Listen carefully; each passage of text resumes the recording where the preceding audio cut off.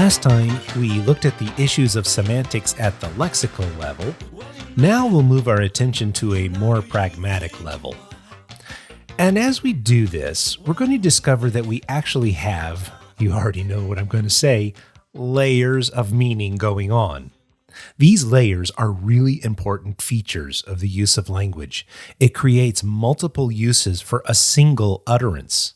Let's start with just the simple dichotomy of the sentence meaning of a group of words and the utterance meaning. We could describe these as literal and figurative, but those designations won't really work as we move forward. So let's call the literal kind of meaning the sentence meaning and the other options as utterance meaning. Take the phrase, "I dropped the ball." As a sentence, parsing out the syntactic and lexical values of each word, the words mean that there was a ball, I was holding it, but I engaged in an action of dropping it.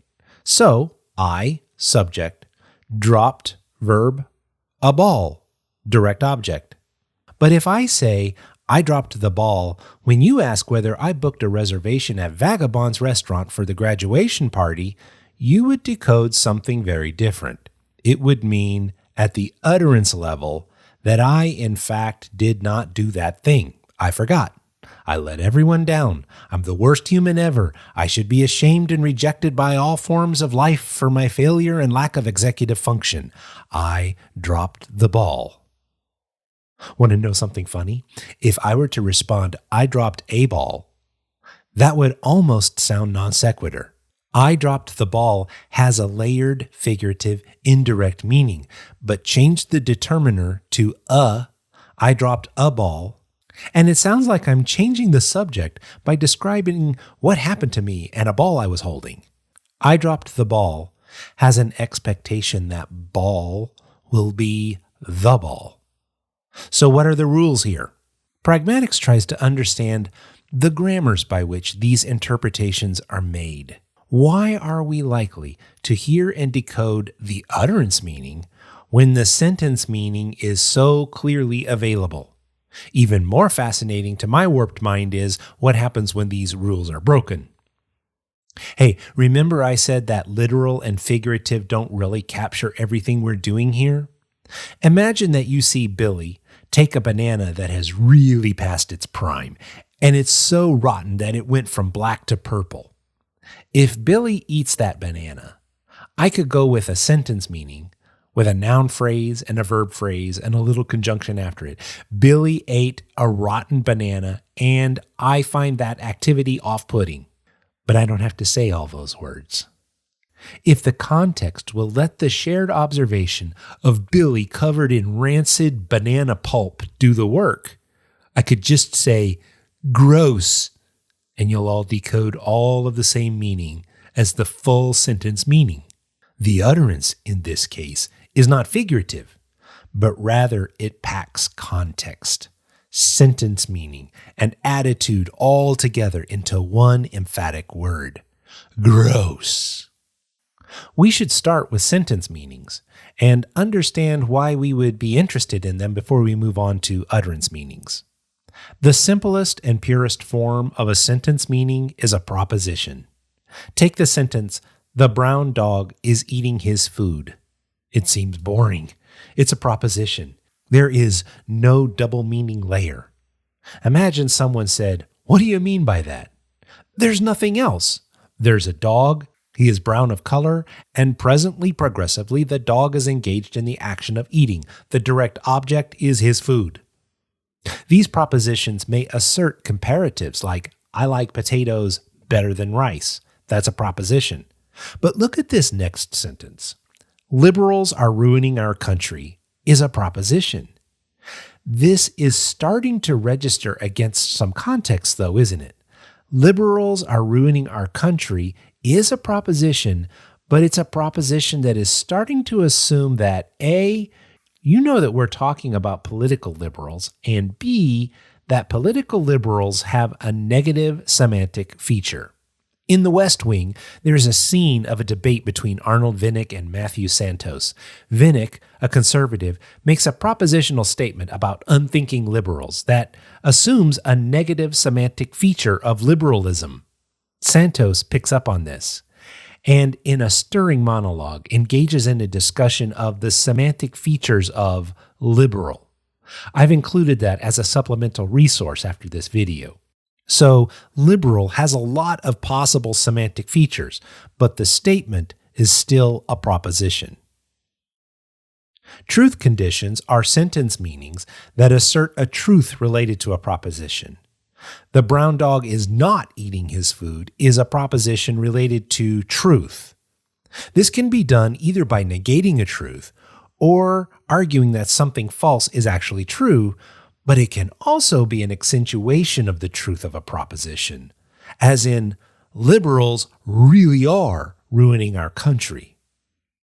Another sentence meaning is the interrogative, statements that question a proposition. But even here, we need to take note of some of the layers of meaning that go with asking a question. When my wife and I were in Mexico, I bought this really sweet knit poncho that I really do like to wear. It's comfy, it's warm, and I think it makes me look real nice. Beverly, not a fan of the poncho. So on date night, when I come in the living room ready to go to the movies, looking hot as I am as a poncho, my wife will ask, "Are you going to wear that poncho?" Which really means, get your tail end back in the closet and find a different sweater. Or take the phrase, "Do you want to take this outside?" If a fellow were to ask me that at a party, I'd be getting the distinct impression that someone wants to punch me in the nose. So already, a question can be a sentence or an utterance meaning. One more kind of sentence meaning is the analytic utterance.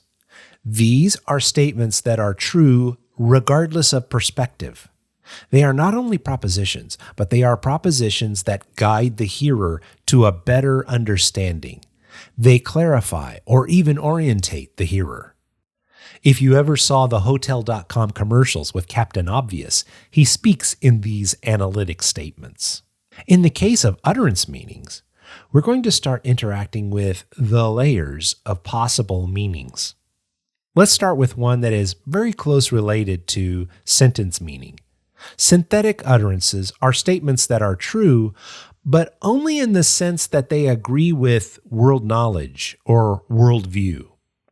For example, imagine you see a horse with a very dark brown coat. I might call it black. You might call it brown. But if you reference the brown horse, I'm going to get it. I can see that it sits between really dark brown and almost black. I'll decode what you mean just because it's kind of close, and we all know that either color is kind of getting close to the description of the horse we're looking at. This comes back to the utterance meaning of the proposition, liberals are ruining our country. If that statement is made on, for example, Fox News, the hearers might understand that in a way that is very different than if it was uttered on MSNBC. In the Fox News version, liberals are imposing their values on conservative folks. In the MSNBC version, liberals could be ruining our country by failing to successfully implement liberal ideals. Synthetically, the meaning starts to nuance as the context of the shared beliefs or values or perspectives of a community in which the utterance occurs. Entailment is similar in that semantic qualities in one word create a shared worldview. If I say Uncle Leroy went to jail, you're going to attach the semantic feature of criminal to Uncle Leroy because the assumption is that criminals go to jail. Or consider the difference between Uncle Leroy went to jail and the kind of criminal who goes to jail, as opposed to Uncle Leroy went to prison.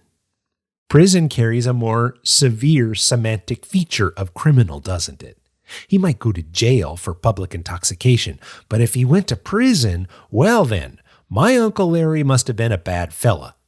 You could paraphrase by entailment that Uncle Larry is a criminal. Another way this utterance meaning can expose itself is through the layer of presupposition. I wish you wouldn't leave the toilet seat up. is subjunctive in its mood. Wouldn't the world be a better place if Beverly's husband was more considerate? Or this could be expressed in an interrogative like we saw before. Who left the toilet seat up? Well, let's see. I'm the only person in the house who would have lifted the seat, so... Oh, what you really mean is no more leaving the toilet seat up. And if I'm not guilty, I might respond with a truth condition sentence meaning proposition. I didn't leave the toilet seat up. Well, let's move along before I get myself into one of several forms of trouble in this example. What we're interacting with here are the grammars that dictate how we use language. What are the rules of discourse? How does pitch and stress and rate of speech infer meaning? How do we understand context and shared knowledge? We'll pick up here in our next video.